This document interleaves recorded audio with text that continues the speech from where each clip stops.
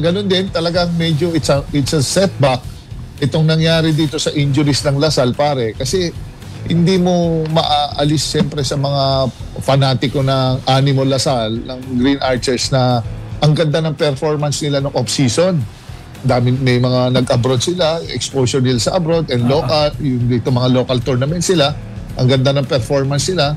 Siguro, it's just yung, I think, mas more on nakikita ko dito, pare, is yung overconfidence na nangyayari sa Lasal ngayon. Kasi who would think, pare?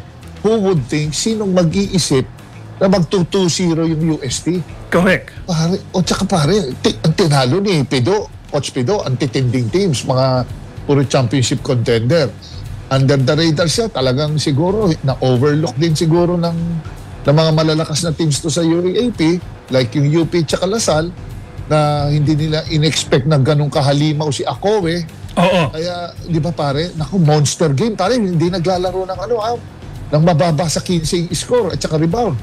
Talagang halimaw, talaga. Ang katawan, pare, who would think na he will perform na ganun na galing sa NU Juniors? Oo. Magaling pare. Ako rin, nakakabigla. Tsaka ang ganda ng ang ganda ng pangatawan, ganda ng footwork, may soft touch.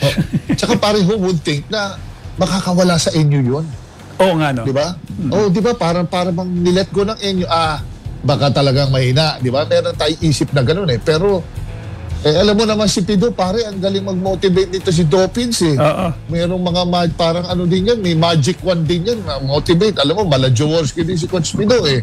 Pero, yun ang pare, pero medyo masyadong maaga yung pronouncement na nanghina. Siyempre, understandable, nawala si KQ, Kevin Cambao, pero napaghandaan na ng coaches yan. Yes, oo.